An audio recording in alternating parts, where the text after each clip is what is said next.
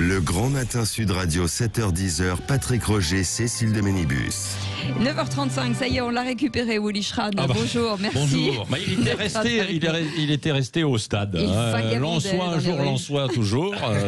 Il le dit bien, il vient du Nord. Le président de la Fédération nationale des chasseurs avec ce livre, Un chasseur en campagne, préfacé par notre garde des Sceaux, Éric Dupond-Moretti, aux éditions du Gerfaut. Et Éric Dupond-Moretti, qui ne savait peut-être pas au moment où il a écrit ces lignes qu'il serait ministre. Ouais, il ne savait pas du tout même. Hein. Je pense qu'il ne le savait pas. Sinon, il aurait été un petit peu plus modéré.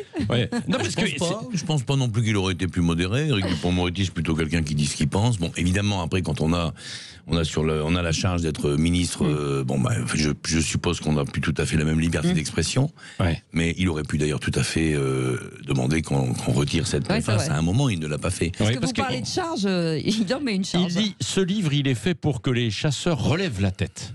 Pourquoi ? Parce que c'est vrai que vous avez l'impression que depuis quelques années, là, vous encaissiez, entre guillemets, toutes les charges des écolos, puis une partie des Français qui est contre la chasse. Ouais, bien sûr. Je pense qu'on encaisse un peu, mais c'est aussi un peu de notre faute. Ouais. Bon, ça fait trop longtemps qu'on vivait complètement planqué. Moi, on m'a toujours dit...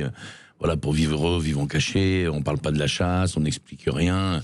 Et quand vous êtes pas chasseur et que vous voyez des gens qui vont avec des armes, qui tuent des animaux, vu de l'extérieur, la compréhension est quand même assez limitée. C'est vrai. Donc, très vite, les gens disent ça fait peur. Et puis on est contre. Voilà. Ouais. Alors que quand on l'explique à peu près bien, après il y a toujours des gens qui seront pas pour la chasse. Ouais. Mais on le voit quand on amène des gens avec nous à la chasse de plus en plus d'ailleurs.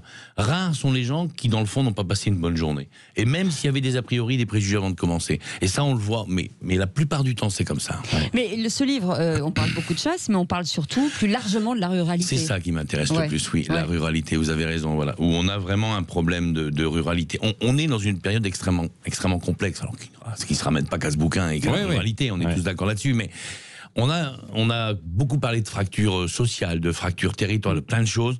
Là, on est quand même sur un problème idéologique grave dans ce pays. Voilà, on est quand même revenu un petit peu dans l'idée, je dirais à l'époque de l'Inquisition, le côté le plus obscur de la religion chrétienne. Voilà, t'es pas chrétien, je te fais monter sur un tas de bois et je te brûle. Bon, aujourd'hui, moi je chasse pas, je veux pas que tu chasses. Moi je mange pas de viande, je veux pas que t'en manges. Je mange pas de poisson, je veux pas que t'en manges. On est quand même aujourd'hui, donc vraiment, on est sur une fracture idéologique. Il y a une sorte de nouvel ordre moral qui s'installe. Qui est l'émanation souvent des réseaux sociaux et des délires un peu les plus fous, bien aussi étayés par une politique menée par certains partis. Je pense aux écologistes aujourd'hui, d'ailleurs, on le voit bien depuis qu'ils sont aux manettes, c'est quand même très compliqué. Ils ont du mal à ne pas laisser transpirer ce qu'ils ont au fond d'eux-mêmes. C'est pas des erreurs qu'ils font tous les jours. C'est jamais que ce qu'ils pensent. Voilà. Et ce sera bien pire si on va plus loin. Et on sera bien pire si un mec comme Jadot, par exemple, ou quelqu'un de son équipe accédait à la présidence de la République. Oui, mais ce n'est qu'un petit avant-goût du problème. Non, mais c'est vrai, mais peut-être que les écolos ont raison sur certains plans. Tiens, puisque vous êtes chasseur, vous avez vu que dans les campagnes, quand même, il y a une trentaine d'années ou quarantaine d'années, on avait fait beaucoup de remembrements et il y avait moins de gibier, par exemple. Et les chasseurs se sont opposés, en fait, pas les chasseurs, les écolos se sont opposés, en fait, à ça, à la destruction. Non, parce qu'à l'époque, il n'y avait pas il y en avait quelques-uns. Non, mais c'était dans les années 70, il y en a eu quelques-uns qui sont arrivés, en fait, après. Par Dumont, etc. Non, mais l'écologie a une vraie... Je vais vous le dire franchement, l'écologie a une vraie fonction sur les problèmes climatologiques et la planète. Et ça, c'est indiscutable. Ah bon, très bien. On va l'encadrer, on va l'envoyer à Yannick Jadot. Non, mais je m'en suis jamais... Je parle pas de lui. Il n'a pas trop de compétences sur le sujet. Lui, c'est un homme politique. C'est différent. C'est comme moi, si je parlais de la climatologie, tout le monde rigolerait. Bon, il y a des spécialistes qui, effectivement, nous expliquent des choses. Je pense qu'on le voit tous les jours, il y a un problème. Alors, est-ce qu'on est dans un cycle de réchauffement ? Sûrement, accentué probablement par les dérives de la société de consommation et toute la pollution qu'on a pu faire au niveau de la planète. C'est une évidence. Qu'il faille reprendre les choses en main, ça c'est sûr. Et puis après, vous avez l'écologie du coin de la rue qu'on appelle en campagne. Vous savez, cette biodiversité ordinaire. Alors on nous dit c'est quelque chose de particulier. Non, c'est simplement là où on marche tous les jours dans la campagne. C'est ça la biodiversité pour les gens de chez nous. Et là, par contre, vous avez des gens effectivement qui vivent sur ces territoires qui ont peut-être pas, je dirais, une grande culture livresque, mais qui connaissent des choses, il faut les écouter. Et c'est là où on n'arrive pas à se rapprocher, à travailler ensemble. C'est là où est le blocage. Souvent pour une raison toute simple, parce qu'il y a une notion de vie et de mort avec le monde animal, et ça bloque une partie, effectivement, des écologistes très durs, très extrémistes, qui ne supportent pas ça. C'est dommage. Parce que peut-être que les deux réunis, ça ferait des grandes choses. Ouais. On arriverait probablement à mieux soigner cette nature. Est-ce que d'ailleurs vous avez, avant une question d'Alexis Poulain, est-ce que vous avez au sein des chasseurs des militants écolos, mais écolos, d'Europe Écologie Les Verts? Est-ce qu'il y en a quelques-uns? Les Verts, non. Beaucoup de votes de gauche quand même chez les chasseurs. Beaucoup de votes de gauche, ça c'est une évidence. Non, Écologie Les Verts, je le redis, c'est un parti politique. Donc, j'y vois pas trop de compétences réelles en matière d'écologie. Parce que d'ailleurs, l'écologie ne devrait même pas être politique. C'est ridicule de faire un parti de l'écologie. Tout le monde doit faire de l'écologie à son niveau. Non, par contre, il y a effectivement des gens qui sont vraiment des écologistes dans leur vie de tous les jours. Des gens qui observent la nature et qui la soignent tous les jours. Bon, les chasseurs, qui sont vraiment effectivement des gens qui sont très clivants au niveau du pays. Vous pouvez regarder les études et pas des trucs à moitié. Le BIP, c'est l'État. Qui est-ce qui amène 3 milliards d'euros à la nature bénévolement tous les ans? Il n'y a pas une assoce écolo qui le fait. Qui c'est qui plante des centaines de kilomètres de haies? Nous, on ne demande à personne, c'est notre argent. On le fait nous-mêmes. Qui est-ce qui plante des dizaines de milliers d'arbres tous les ans? Qui nettoie les zones humides? Qui ramasse les poubelles? Bon, il y a beaucoup de choses qui sont faites. On n'a pas su le vendre. Je suis tout à fait d'accord. On a été très mauvais. On l'a mal expliqué. Pour les gens de l'extérieur, on est tous des gros cons qui tuent des animaux. Ça se limite souvent malheureusement qu'à ça. C'est faux. C'est faux. Il y a beaucoup d'autres choses autour de la chasse. Alexis Poulain, une question. Sur les autres choses, justement, avant la question, dans le livre, je crois qu'il y a quelque chose d'important, c'est la transmission. C'est le côté aussi, qu'est-ce qu'on fait de cette culture de chasse. Votre livre, c'est un portrait humain. C'est aussi comment on apprend à vivre avec la nature. Parce que sur ce que vous dites, ce que vous dénoncez, la façon dont tout devient radical, on veut que l'homme, finalement, soit en dehors de la nature, mais pas au sein de la nature. C'est-à-dire que le rapport à la biodiversité, il se fait aussi par la chasse, enfin depuis toujours. C'est d'où on vient et où on va. Or, il y a une cassure aujourd'hui qui voudrait que on arrête toutes ces pratiques parce que il faudrait respecter la nature comme un musée. Alors, vous avez bien résumé les choses. Je le disais encore samedi à Prades. Je suis désolé, quand on va dans les grottes, effectivement à Lascaux ou ailleurs, les images sur les murs, c'est des scènes de chasse. C'est des animaux, c'est de la viande qui court, c'est des mecs qui tirent des flèches. Voilà, c'est pas des salades, des carottes ou des choux qui sont dessinés sur les murs. C'est bien de la viande et des animaux. Donc c'est quand même ça ce que nous sommes au démarrage. La convoitise du monde animal, c'est quelque chose, je dirais, qui intrinsèquement est à l'intérieur. Voilà, je dirais, dans chaque être humain, il y a un chasseur. Bon, alors après, il y a deux solutions de l'approcher, cette nature. Bien évidemment, on a un cerveau, bien évidemment, on a le choix de prendre ou de ne pas prendre la vie, pour plein de choses. Et il y a des gens qui décident, de mon côté, de vivre cette nature de l'intérieur et de dire on peut effectivement faire évoluer les choses et améliorer la nature, et corriger peut-être et faire évoluer une partie de la chasse, mais tout en étant dans la nature, et le reste qui dit la nature c'est une vitrine et c'est contemplatif. Là, je pense que fondamentalement, en dehors de toutes les polémiques que je peux faire, c'est une erreur. La nature n'est pas contemplative et surtout qu'ils la perçoivent comme quelque chose qui n'est pas vrai. La nature, c'est pas gentil. C'est pas gentil la nature. C'est hostile, hein. Si on a peur aujourd'hui, si les gens disent on a peur de la mort, on a peur de tuer un animal, faut juste regarder ce que c'est la nature. Et dans ce cas, la nature, c'est quand même le terrain de jeu de la plus grande violence qui existe sur la planète. Tous les jours, à tous les niveaux. Oui, mais Willy Schran, il y en a qui disent, oui, mais d'accord, ce que disait Elisabeth tout à l'heure, c'est-à-dire que quand c'est pour réguler, sont les animaux sauvages, effectivement, tout, parce qu'il y a besoin de ça. Oui, mais quand ce sont des animaux d'élevage qu'on relâche, le faisan qui s'envole même pas, qui vient quasiment jusqu'à vous et que vous allez tirer, là, c'est différent, quoi, non? Vous êtes allé une fois à la chasse? Oui. Vous avez vu un faisan venir à vos pieds? Non, mais pas très loin, quand même. Pas très loin. Non, mais pas très loin. Pas très loin. Non, mais qui était un peu moins sauvage. Non, mais sur les animaux d'élevage. Oui, mais les animaux d'élevage, j'ai pas de problème avec ça. Alors, vous avez dit deux choses. D'abord, vous avez parlé de la chasse, je dirais le fondement de la chasse. Voilà. Est-ce que nous sommes là juste pour réguler les animaux? Non. Moi, c'est pas ma vision des choses. Est-ce que la chasse, effectivement, me donne du plaisir dans l'ensemble de l'action? Oui. Et je l'assume parfaitement. L'ensemble de l'action, c'est quoi? Le fait de tuer un animal et de le terminer dans mon assiette en famille ou avec des amis, oui. Oui, j'ai du plaisir dans cette action, comme tous les gens de mon espèce, avant moi, ont pu en avoir. Mais plus sur un véritable animal sauvage qu'un animal d'élevage, non? Ensuite, il y a les animaux d'élevage. Alors, qu'est-ce que c'est les animaux d'élevage? Qu'est-ce qui s'est passé avec les animaux d'élevage? Bon, beaucoup, effectivement, faisans, perdrix, les oiseaux, on va dire. Tout simplement, on a eu... l'élevage des cerfs, je vois pas trop où, mais... Ah si, parce qu'on a quelqu'un qui nous a appelé justement qui élève des cerfs pour la chasse. Ah oui, pour la chasse, des cerfs en France. Pas forcément pour la chasse. Non, pour la viande. Pour la viande. Non. Ok, d'accord. Mais ils peuvent s'échapper. Il peut toujours avoir un excité qui lâche un cerf dans une forêt. Je dis, ça doit y arriver. Il y a quelqu'un qui peut être tordu à ce point-là, mais non. Là, on parle des oiseaux. Et les oiseaux, par contre, effectivement, le problème de fond, ça a été, comme je l'explique dans le livre d'ailleurs, c'est les remembrements qui ont été le déclencheur de cette chute de biodiversité. Ouais, c'est vrai. Parce qu'on a uniformisé la plaine, on a coupé des millions d'arbres en France, on a arraché des milliers de kilomètres de haies, on a bouché des millions de fossés, c'est vrai, et tous ces petits fossés qu'on n'arrête pas de râler aujourd'hui. Bon, et on a détruit une forte biodiversité. Donc on a fait mourir une grande partie, effectivement, des espèces sédentaires que nous avions. La disparition de la perdrix grise, de la perdrix rouge, du faisan. Et nous, aujourd'hui, ce qu'on fait beaucoup avec les chasseurs, c'est qu'on tente de réintroduire dans ce milieu ces oiseaux. Donc ça, c'est pour la partie, effectivement, réintroduction l'été, voilà, des oiseaux qu'on essaie d'acclimater. Et puis la dernière partie, celle qui est la plus difficile des fois à discuter pour nous, c'est la cocotte, on va dire. C'est l'oiseau qui a été élevé pour le tir, pour la chasse, tout simplement. La cocotte, ah oui, voilà, on l'a appelé la cocotte, comme dans le sketch des Inconnus, c'est la cocotte, voilà. C'est la galinette cendrée. Bon, alors la galinette cendrée, il y a un moment, là aussi, il faut l'assumer. Hein, on a un oiseau qui est un oiseau magnifique, qui a été élevé dans un grand espace ouvert, qui est très bon en plumes, qui vole très bien, contrairement à ce que vous dites, parce que c'est le principe. Voilà, qu'on tue effectivement d'un coup de fusil de chasse et qu'on mange. Bon, après tout, est-ce que c'est pire comme ça ou est-ce qu'il vaut mieux un poulet de batterie qui est élevé dans 30 cm²? La question, elle est toute simple. Allez, dans un instant... À partir du moment où on l'assume, il n'y a pas de problème. Dans un instant, Romain et Aurore. Aurore, ils sont là. Bonjour, Aurore. Romain, vous êtes avec nous? Oui, je suis là. Oui, dans un instant, vos questions à Willy Schran, le patron des chasseurs, un chasseur en campagne. Il est avec nous jusqu'à 10h. 9h46, on revient tout de suite. Le Grand Matin Sud Radio, 7h-10h, Patrick Roger, Cécile de Ménibus. 9h49, vos appels au 0826 300 300 pour réagir à ce livre. Il faudrait vous mettre ce qui est hors antenne, quand Willy Schran essaie de convaincre Cécile de Ménibus de venir au moins un week-end à la chasse. Voilà. Bon, je veux bien partir en week-end avec vous, mais pas à la chasse. Oh, attendez. C'est déjà énorme. Vouloir fréquenter de loin le président des chasseurs, c'est déjà quelque chose d'extraordinaire. Je respecte les choix de tout le monde. Il y a Karine qui appelle. Donc Karine, c'est la femme de ma vie, c'est ce que vous dites dans votre livre. Bon, c'est Aurore et Romain. D'abord Aurore, qui nous appelle de Bièvre en région parisienne. Bonjour Aurore. Bonjour. Alors, vous êtes pour ou contre la chasse? Je suis contre. Contre, oui. Ah. Bon, pourquoi?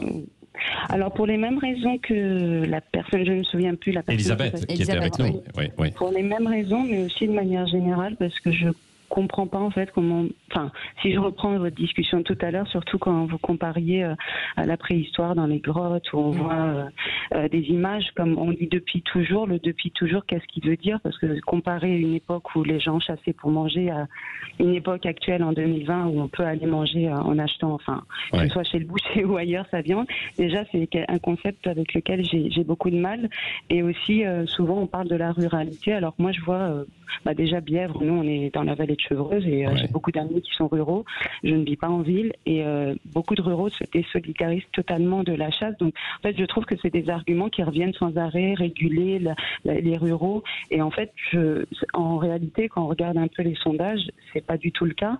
Et moi je suis contre la chasse pour les raisons invoquées, mais aussi pour ces raisons-là et pour la cruauté, parce que au-delà des élevages que je trouve, vous disiez tout à l'heure qu'il n'y a pas d'élevage de cerfs, j'ai lu un article encore l'année dernière dans lequel on disait qu'il y avait des lâchers non seulement de faisans, mais aussi de sangliers et de cerfs dans des enclos, et je trouve ça d'une tristesse. En fait, comment on peut argumenter de parler de régulation et à côté de ça de lâcher des animaux dans des enclos? On va me dire que c'est une part infime, peu importe, ça existe et je trouve ça vraiment cruel.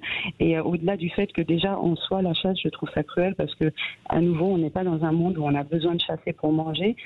Dire que c'est un sport, ça alimente encore plus le côté cruel, je trouve. Et je trouve qu'il y a aussi tous les dommages collatéraux. Donc je ne parle pas de ce dont Elisabeth a déjà parlé, du fait de ne pas pouvoir se promener tranquillement quand on a des chiens en forêt ou des enfants. Mais voilà, exactement. Moi, j'y suis quasiment tous les jours en forêt. Parce que vous êtes maîtresse de chiens, c'est ça en fait. Oui, j'ai 2 chiens et pourtant ils sont très très obéissants. Pour autant, avec tous les accidents qu'on voit, je suis pas sereine du tout. Donc je fais très attention et je trouve ça dommage parce qu'on a des belles forêts et je comprends pas pourquoi une minorité de personnes, en fait, doivent, entre guillemets, semer la terreur pour une majorité qui voudrait se promener tranquillement. On aura toujours en face des arguments qui nous diront oui, mais c'est marqué, etc. Moi, il y a plein d'endroits où j'ai été. Je vous donne un exemple. Saint-Jean-de-Beauregard, qui est à côté, qui est dans pas loin des îles. Voilà, en fait, là-bas, moi j'ai vu sur un terrain privé, je connais l'agriculteur, des personnes qui venaient chasser sans autorisation. Et nous, on a dû rappeler nos chiens parce qu'on ne savait pas dans quel sens ils tiraient. Donc tout ça, je trouve que c'est un peu... On nous sort tout le temps des arguments, mais on a aussi les contre-arguments et c'est la vie réelle qu'on vit tous les jours. Et encore, moi, je ne suis pas dans la campagne profonde, mais je suis très proche. Et aussi, je trouve qu'il y a des dommages collatéraux, typiquement. Les chiens des chasseurs. Là, on a vu des exemples en Dordogne, des élevages où des chiens se mangeaient entre eux parce qu'ils étaient laissés à l'abandon. Enfin, à nouveau, on pourrait dire que c'est pas un film. Bon. Non, mais Aurore, avant de prendre Romain, Willy Schran va vous répondre. Bon, la question est assez vaste. Oui, c'est vrai. Bon, alors on va. C'est un état des lieux. Hein. C'est un état des lieux, donc là, il y a beaucoup de choses à discuter. Par rapport aux promeneurs et puis ensuite la cruauté. Par les chiens peut-être d'abord. Effectivement, on a vu ce cas de problèmes avec des chiens en Dordogne. Bon, on est quand même bien d'accord que s'il y a bien des animaux de compagnie qui sont élevés quasiment comme des dieux au sein de la famille, c'est souvent les chiens de chasse. Bon, alors s'il y a effectivement, et il y a eu des gens en Dordogne qui sont mal conduits effectivement avec des animaux, qu'ils soient lourdement condamnés. Nous d'ailleurs, on sera partie civile contre ces personnes. Et ça, vous savez, ça peut se passer dans le monde de la chasse, ça peut se passer bien ailleurs aussi. Donc on n'est pas non plus responsable, on n'est pas derrière tout le monde. Bon, mais la généralité, c'est plutôt on aime beaucoup nos animaux.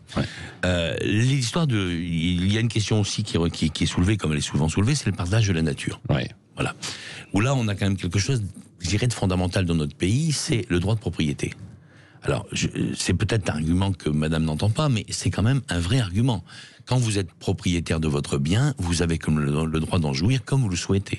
En clair, la forêt française est privée à 85%.